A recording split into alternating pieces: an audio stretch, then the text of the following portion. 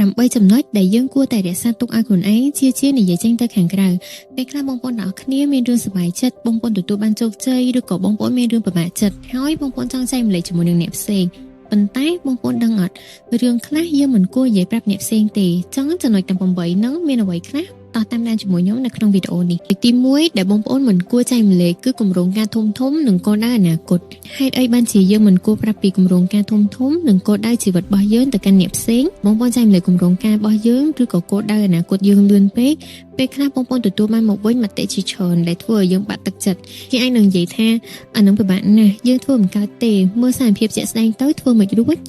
ហើយភាពជឿជាក់ដែលយើងមានមុនពេលដែលចែកម្លែកនោះក៏ថយចុះដែរបងប្អូនចាប់ផ្ដើមសង្ស័យទៅលើខ្លួនឯងហើយមួយវិញទៀតមិនមែនមនុស្សគ្រប់គ្នាសុទ្ធតែចង់ឃើញយើងជោគជ័យទេអ្នកខ្លះនឹងសប្បាយជាមួយនឹងការជោគជ័យរបស់យើងប៉ុន្តែអ្នកខ្លះអត់ទេព្រោះខ្លាចយើងល្អជាងគាត់ថែមទៀតនៅពេលដែលបងប្អូននិយាយពីគោលដៅរបស់បងប្អូនច្រើនដងពេកខួរក្បាលរបស់យើងនឹងគិតថាយើងធ្វើវាបានសម្រេចហើយអញ្ចឹងវាមិនជំរុញឲ្យយើងបញ្ញាបន្តគោលដៅមួយនឹងទៀតទេ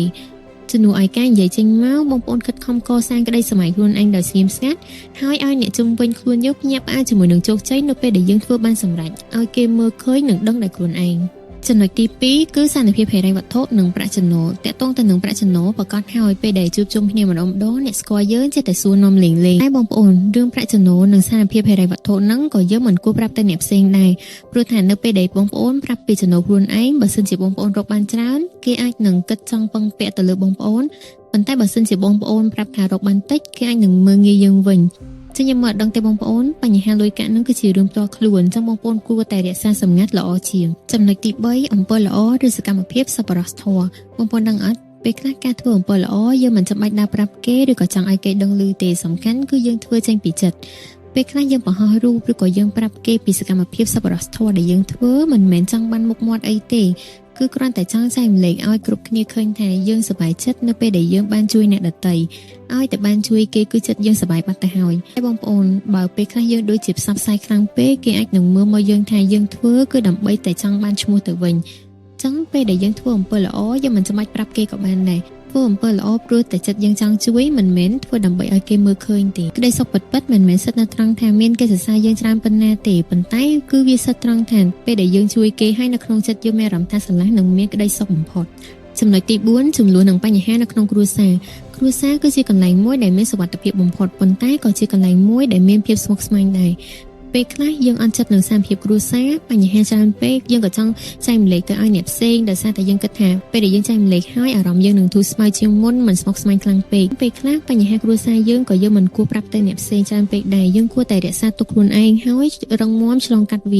ថ្ងៃក្រោយពេលដែលបងប្អូនជួបមនុស្សម្នាក់ដែលស្រឡាញ់បងប្អូនហើយគេឃើញថាបងប្អូនធ្លាប់ឆ្លងកាត់រឿងជាច្រើនហើយប៉ុន្តែបងប្អូននៅតែចេះយោគយល់បងប្អូនមិនចេះត្អូញត្អែរប្រាប់គេទេគេនឹងឃើញអ្វីៗទាំងអស់ហ្នឹងហើយកាន់តែស្រឡាញ់បងប្អូនថែមទៀតចំណុចទី5ចំណុចខ្សោយឬភាពភ័យខ្លាចរបស់យើងមនុស្សយើងម្នាក់តែងតែមានចំណុចខ្សោយឬរឿងដែលយើងភ័យខ្លាចបំផុតនៅក្នុងចិត្តវាជារឿងធម្មតាទេប៉ុន្តែបើសិនជាបងប្អូនឲ្យគេដឹងពីចំណុចខ្សោយរបស់យើងវាមិនខុសអីពីការហុចដាវតែឲ្យគេទេចិត្តមនុស្សយើងពិបាកស្មានណាស់ចឹងបងប្អូនកុំទុកចិត្តទៅលើសម្ដីផ្អែមនៅចំពោះមុខគេអាចនឹងធ្វើអាណិតអាសូរបងប្អូនឬក៏យល់ចិត្តយើងតែនៅពីក្រោយខ្នងយើងវិញយើងមិនដឹងថាគេគិតអីទេនៅក្នុងជីវិតជាក់ស្ដែងឬក៏នៅក្នុងការងារចំណុចខ្សោយដែលបងប្អូនធ្លាប់និយាយប្រាប់គេដោយស្មោះត្រង់អាចនឹងត្រូវគេយកមកដើម្បីជន់ផលិតឬក៏យកឈ្នះយើងនៅថ្ងៃណាមួយវិញចំណុចទី6អាកំបាំងរបស់អ្នកដទៃនៅពេលដែលមានអ្នកណាម្នាក់សុខចិត្តនិយាយរឿងអាកំបាំងរបស់គេមកប្រាប់យើងនោះមានន័យថាគេមានទំនុកចិត្តទាំងស្រុងមកលើយើងហើយដែលគេហ៊ាននិយាយរឿងដែលគេមិនហ៊ានប្រាប់អ្នកផ្សេងមកប្រាប់យើងវាមិនមែនជារឿងសម្រាប់យកទៅលេងសើចបន្តទេបងប្អូនចឹងបងប្អូនមានកាតព្វកិច្ចត្រូវរក្សាវាឲ្យបានជិតបំផុតព្រោះថាពេលដែលបងប្អូនរក្សាការសម្ងាត់របស់គេបាននោះបងប្អូនគឺជាមនុស្សដែលមានតម្លៃបំផុតសម្រាប់គេតែបើសិនជាបងប្អូនយកទៅនិយាយបន្តសូម្បីតែម្នាក់ក៏ដោយនោះបងប្អូនកំពុងសម្លាប់ទំនុកចិត្តរបស់គេដែលមានមកលើបងប្អូនហើយចំណុចទី7រឿងរ៉ាវនៅក្នុងចិត្តនិងការលំបាកផ្ទាល់ខ្លួនខ្ញុំដឹងនៅពេលដែលបងប្អូនកំពុងជួបទុក្ខលំបាកឬក៏មានរឿងស្មុគស្មាញខ្លាំងយើងតែងតែចង់រកអ្នកណាម្នាក់ដើម្បីនិយាយប្រាប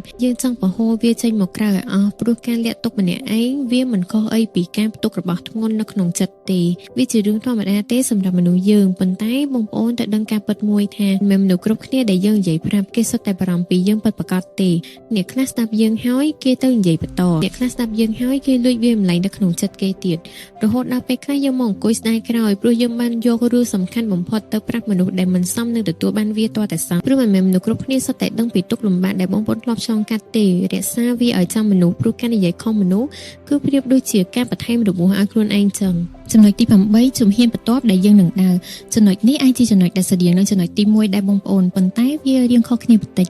វាគឺជាចំណុចបន្ថែមទៅលើចំណុចទី1ដែរហើយលម្អិតជាងព្រោះថាជំហានបន្ទាប់គឺវាខុសគ្នាពីគោលដៅជីវិតរបស់យើងគោលដៅវាអាចជាសុបិនដ៏ធំដែលយើងចង់បាននៅក្នុងថ្ងៃអនាគតប៉ុន្តែ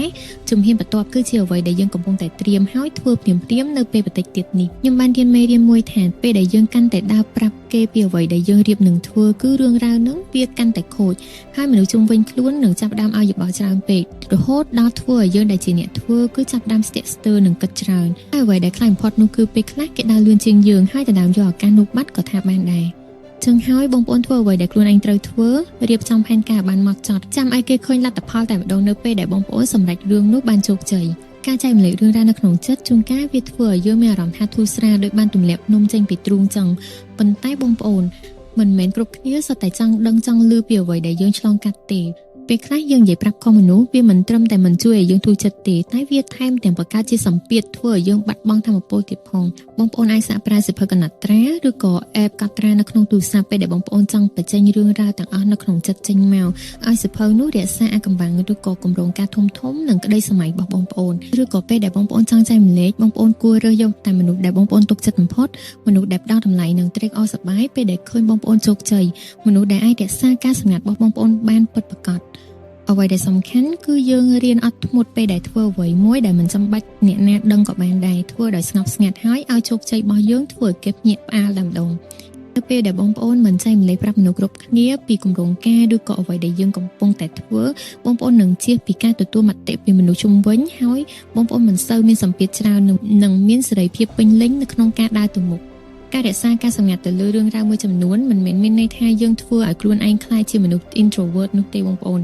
ប៉ុន្តែវាគឺជាការបែងចែកថាអ្វីដែលយើងគួរនិយាយហើយយើងគួរប្រាប់ទៅអ្នកណាហើយអ្វីដែលយើងគួរតែរក្សាទុកដើម្បីការពារធម៌ពលនៅក្នុងខ្លួនរបស់បងប្អូនឲ្យផ្ដោតទៅលើសម្រេចកិច្ចការដែលសំខាន់បំផុតនៅវីដេអូនេះគឺខ្ញុំមានតែប៉ុណ្្នឹងទេអរគុណបងប្អូនដែលបានតាមដានវីដេអូនេះដល់ចប់បើសិនជាបងប្អូនពេញចិត្តវីដេអូនេះបងប្អូនជួយ like និង subscribe ឲ្យខ្ញុំមួយផងណាខ្ញុំនឹងជួបបងប្អូននៅក្នុងវីដេអូក្រោយៗទៀតអរគុណច្រើនបងប្អូន